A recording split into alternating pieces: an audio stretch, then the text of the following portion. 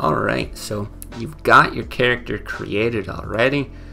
It's all filled out here. This is all the information you need. Now, what can you do with that character? Well, one of the big parts of the game is going to be combat. You pick all these abilities, equipment. It's going to serve you well in combat. You're either going to be fighting other monsters, or you're going to be fighting other anomalies, other characters, that kind of thing.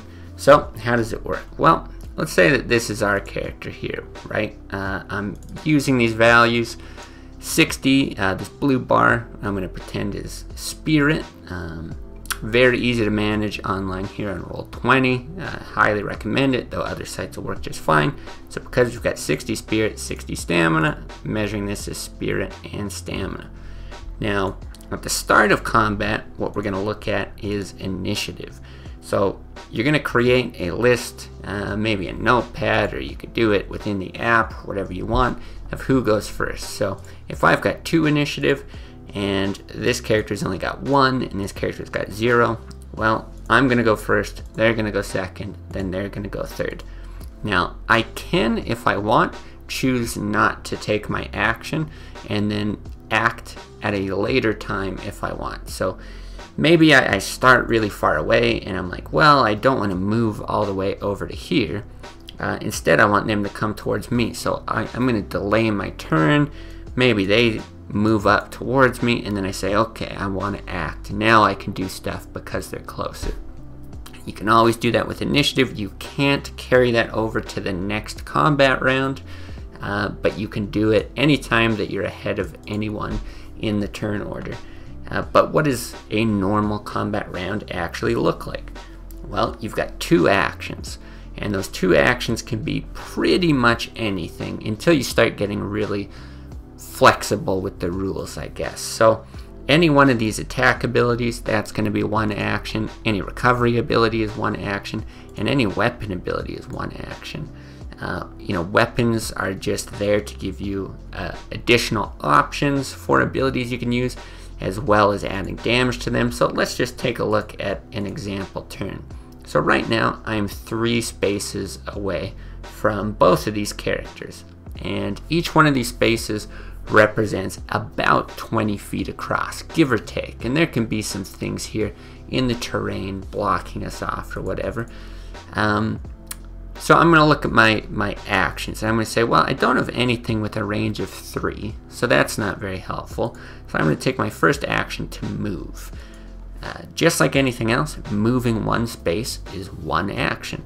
So that is my first action, and then with my second action, I'm going to start looking at my 2 range abilities. So maybe in this case, I actually want to pull this target towards me. It's kind of annoying that this target is so far. Why don't I do that? Well, actually these should not be -5.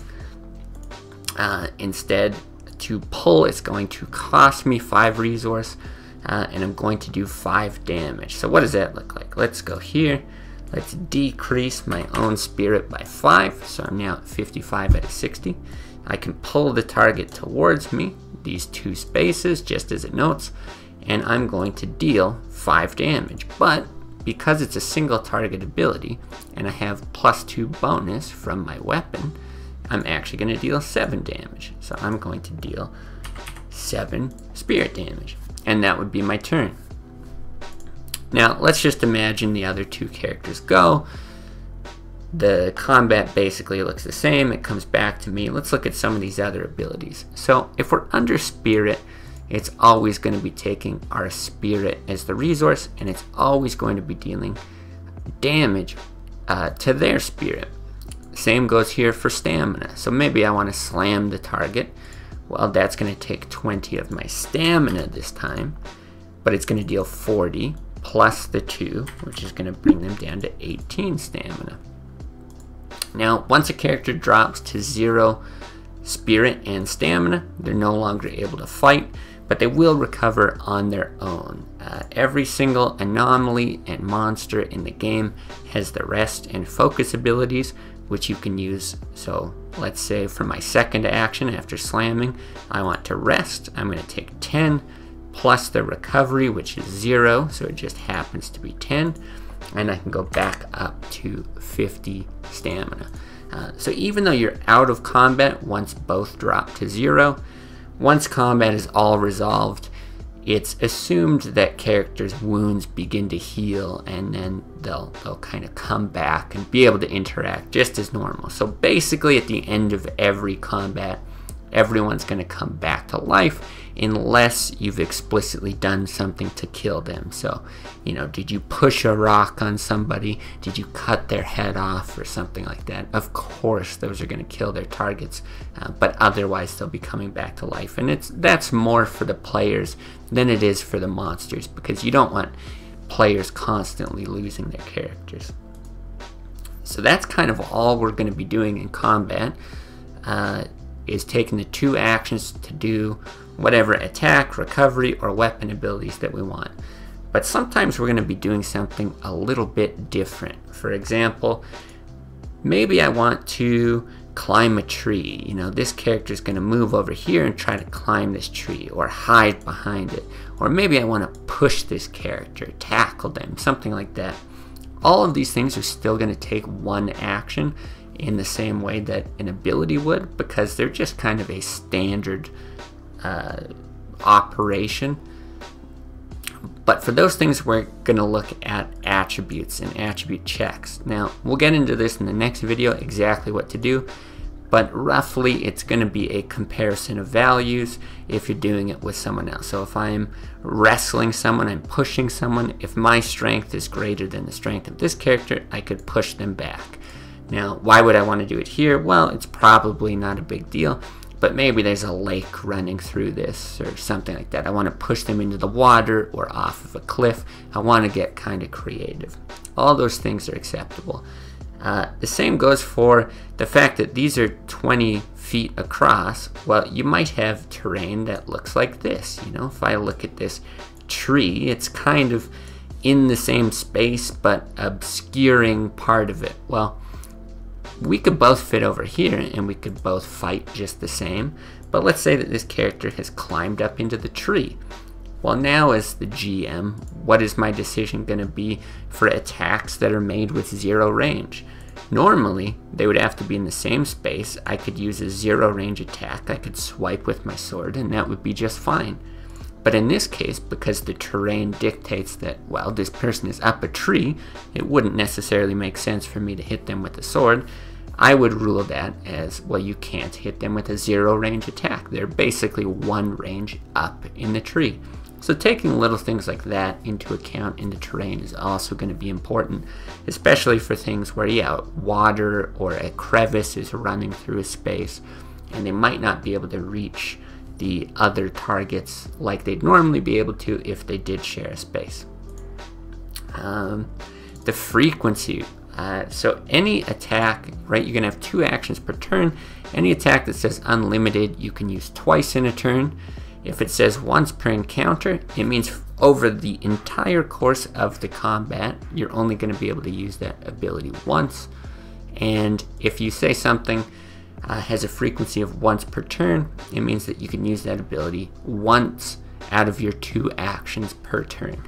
So I could push someone every single turn if I'd like to, in combination with pull and swap, but I can only slam somebody 1 time ever in an encounter, and then for the next one it will all be reset.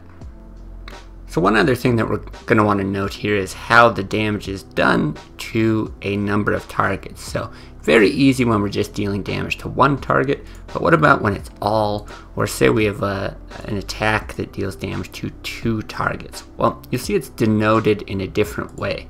What this means, if it's targeting all targets, is there's going to be 1 primary target that is chosen by the attacker, and then every other target in that space is considered a secondary target, and they're going to receive the damage in the brackets. The same is true for things that target 2 people. So 12 is going to be the primary here, and 6 is going to be to the secondary, the second target. So what does that look like here? Well, if we've got, you know, let's say, we'll copy this character. If we've got 3 characters and I'm here and I want to attack these with my collision here, well, it's going to deal 16 damage to 1 and 4 to the rest.